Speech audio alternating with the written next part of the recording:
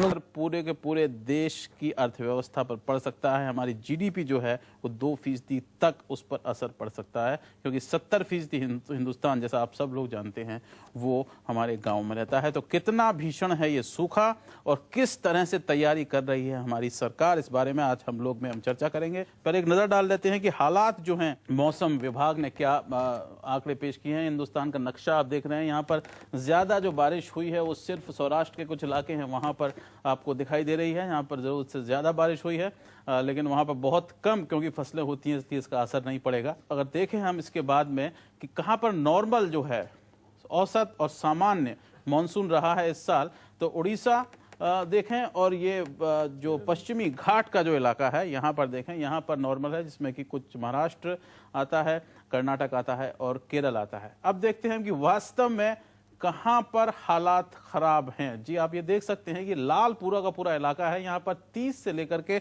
60% बारिश कम इस साल हुई है अब तक, और इसमें अगर 30% ज्यादा बारिश होगी तभी औसत बन सकता है, जो कि नहीं बन सकता 2 महीने जो बाकी हैं मानसून के उसमें। अब इसमें भी अगर आप देखें तो बहुत कम जहां पर स्केर्सिटी जो है वो आपको दिखाई देगा। यहाँ दिल्ली आप देख रहे हैं और ये हरियाणा है, कुछ भाग यहाँ पे पंजाब के कुछ हिस्से हैं, राजस्थान है और पश्चिमी उत्तर प्रदेश है। यहाँ पर सबसे ज्यादा असर जो है वो पड़ रहा है सूखे का। इस बार हमारे साथ में राजनीतिक दलों के नुमाइंदे मौजूद हैं, जिनका कुछ ना कुछ लेना देना जरूर है खेती से, और दूसरी ओर हमारे पास में विशेषज्ञ यहाँ पर बैठे हुए हैं जिनसे हम बात करेंगे। लेकिन पहले हम जा सकते हैं सीधे इस समय जयपुर, जहाँ हमारे साथ में केंद्रीय ग्रामीण विकास और पंचायती राज मंत्री सीपी जोशी मौजूद हैं। सीपी जोशी जी, सबसे पहले यही मैं बात करूंगा कि आपको क्या लगता है, क्योंकि आप ग्रामीण विकास और पंचायती राज दोनों महकमे हैं जो वो देख रहे हैं,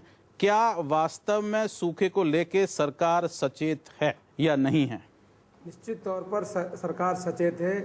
प्रधानमंत्री लेवल पर भी इसकी मॉनिटरिंग की जा रही है, एग्रीकल्चर मिनिस्टर भी इसकी मॉनिटरिंग कर रहे हैं और पूरी स्थिति पर निगरानी रख रहे हैं कि कैसे इस स्थिति का मुकाबला कर सकें। इसलिए आपने देखा होगा कि जो ये पैडी पैदा करने वाला इलाका है, वहाँ डीजल की सब्सिडी देने का निर्णय किया गया है।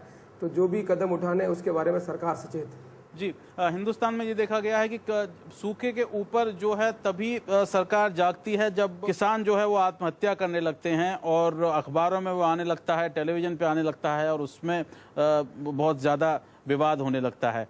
क्या आपको लगता है कि सरकार ने इस बार कोई ऐसा कदम उठाया है जो पहले दिनों में ना उठाया हो? कोई डिजास्टर मैनेजमेंट एक कमेटी बनाई हो जिसमें कि आप सब कैबिनेट के लोग शामिल हो? जीओएम सरकार ने बनाई है, किसमें कि होंगे, लेकिन जीओएम से लगता है कि कोई चीज़ को टालने की कोशिश की जा रही है, इसलिए आपने जीओएम बना दिया है। एक कोई तुरंत फौरी राहत देने की बात नहीं की गई है अभी तक? नहीं, राहत देने की बात की गई है। मीटियोरोलॉजी डिपार्टमेंट से बराबर सरकार ध्यान पता लगा रही है कि कितनी रेंज किस इलाके में हुई है, किस जगह पर डेफिशिएंसी रेंट है, कहाँ पर हमें बिजली एक्स्ट्रा देकर उनकी क्रॉप को सस्टेन करना है। ये रेगुलर बेसिस पर प्राइम मिनिस्टर लेवल पर मॉनिटरिंग हो रहा है। एग्रीकल्चर मिनिस्टर अपने अधिकारियों के साथ बैठकर अलग अलग स्टेट से चर्चा कर रहे हैं। तो ये जो स्टेप लेने हैं वो स्टेप पहले से लेने का काम भारत सरकार कर रही है और स्टेट्स के बिल्कुल टच में है। अभी तो मानसून का समय बाकी है, लेकिन जो भी कदम उठाने उसमें से मैंने उदाहरण दिया कि जहां पर खास तौर से पंजाब, हरियाणा और इस इलाके में जहां किसान फसल उगा चुका था और उसको बिजली देनी थी, तो उसके संबंध में भी तुरंत निर्णय लिया गया। डीजल की सब्सिडी का काम किया गया।